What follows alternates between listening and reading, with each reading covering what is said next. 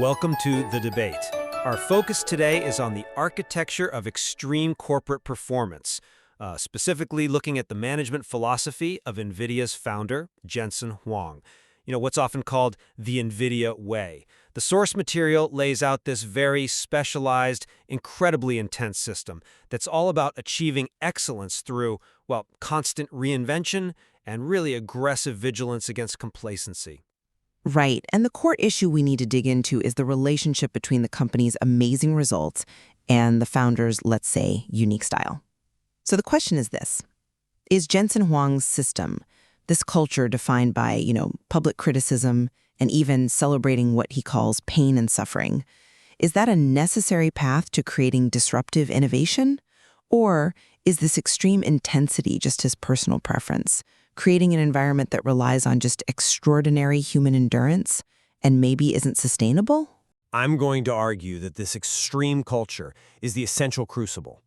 The demands he places on everyone, the emphasis on pain, on adversity, that's what forges the anti-fragility you need to not only survive, but really dominate in high-speed markets like AI. The demands are the mechanism. And I'll be contending that while the results are obviously world-class, the real engine of their success comes from the rigorous structural mechanisms Jensen engineered. It's about transparency, information flow, and speed. The genius, I believe, is in the system design, which achieves all that rigor structurally, almost independent of the abrasive culture he layers on top of it. Well, to really understand why this culture is necessary, you have to look at the enemy Jensen is constantly fighting: complacency. He calls it the deadliest business disease, and he's not wrong. For him, innovation is an existential necessity. It echoes Andy Grove's "only the paranoid survive" but Jensen takes it a step further. He links excellence directly to personal hardship. The source material is very clear on this. He sees pain and suffering and the ability to endure setbacks as, quote, the ultimate superpowers. He actually wishes suffering on his employees, not out of malice, but because he believes greatness comes from those who suffered and learned from it, not just the ones who are smart. And I absolutely agree that fighting complacency is job one for any founder of a successful company. The question isn't if you need rigor, but how you best achieve it.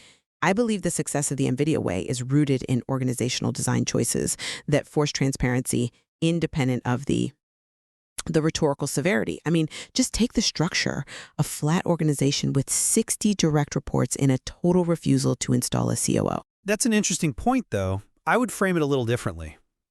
That flatness requires... Well, if you'll just let me elaborate on the mechanism first, beyond just the flat org, think about the whiteboarding requirement. This isn't just a suggestion. Whiteboarding forces rigor. It makes employees lay out their thinking visibly, in real time. There's no PowerPoint to hide behind. Your thinking has to stand up to immediate scrutiny. And it makes it, and I'm quoting here, immediately apparent when someone hasn't thought something through.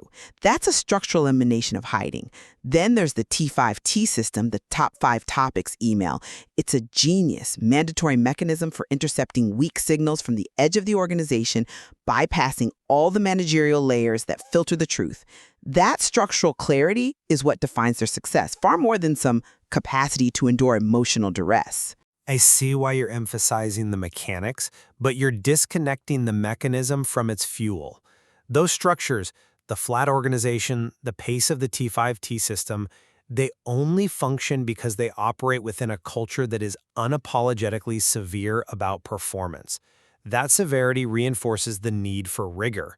Take public criticism, what the material calls Idea 5. Jensen uses it, sometimes even public humiliation, because he is optimizing for organizational learning, not for individual comfort. That's a powerful distinction.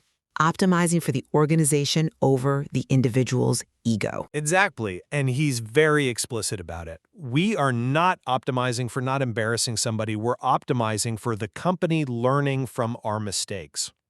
When the NV30 chip failed, he publicly called it a piece of shit. He even brought in an executive from a customer, Best Buy, to reinforce how bad it was.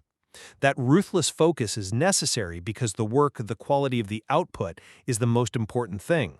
If you hide mistakes because of ego, the whole company starts to rot. Public exposure forces immediate, comprehensive learning that no polite email could ever achieve. The pain is just the price of organizational speed. That is a compelling argument, and I do acknowledge the strategic intent there, optimizing for system-wide learning.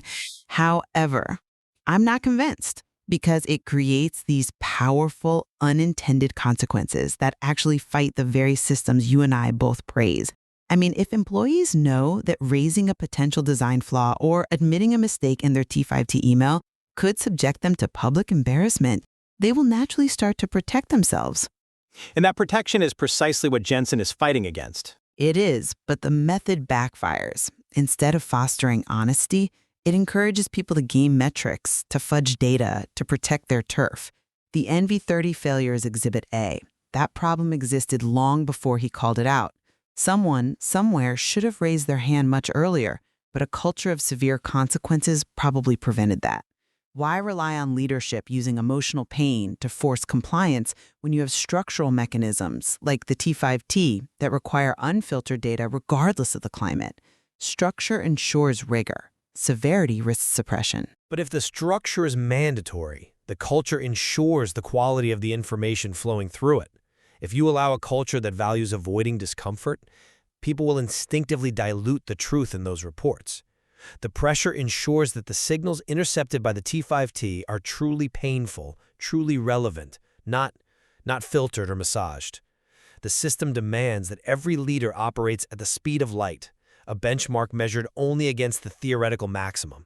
At that speed, failure is guaranteed. Teams will break things, they will miss deadlines. This philosophy of enduring pain is what makes the organization capable of absorbing that guaranteed failure and turning it into immediate learning. That is the core of anti-fragility. Anti-fragility is a fantastic goal, but let's connect that to the reality of the design. I grant you the flat organization ensures information travels quickly. It fights bureaucracy. But the intensity needed to sustain it makes the whole thing fundamentally fragile and non-scalable.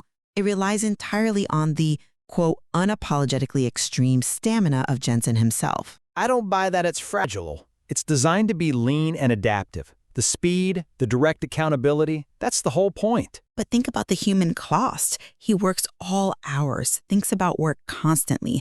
The material even notes he will grill you at the urinal. This isn't a healthy work-life balance. It's pervasive, 24/7 scrutiny. When employees complained about the intensity, he compared them to Olympians who grumble about training early. That shows an extremely low tolerance for ordinary human limitations. Yet the system requires 60 world-class direct reports who are expected to just endure this pressure indefinitely. The expectation is high because the stakes are high. The problem is that this heavy reliance on the CEO's sheer will creates a single point of failure. The flat structure only works because Jensen is personally everywhere, enforcing the speed. He resists getting a COO precisely because he views the organization as a race car that he has to drive directly. And while that gives him maximum control now, it makes the culture impossible to replicate or scale beyond one person. What happens when the driver inevitably slows down? The whole system could collapse because it wasn't built for structural resilience. It was built for personal endurance. The skepticism about endurance is fair, but let's remember why this culture of endurance exists. It enables strategic patience. The strength of that will, reinforced by this painful culture, is what allowed for the greatest strategic maneuver in the material, something that would have been killed in any conventional comfort-seeking company. I'm talking about the massive, long-term investment in CUDA. That was a brilliant strategy. Absolutely. But executing it required massive sacrifice. He invested in CUDA for 2 decades, from discovery around 2002 to launch in 2007, 2008. He sustained that investment even when it cost genuine financial pain. I mean, gross margins fell by 10%. The stock plummeted 80%. In any other company, the board and investors would have forced a pivot to short-term profits. This painful, long-term sacrifice to swarm the greatest opportunity.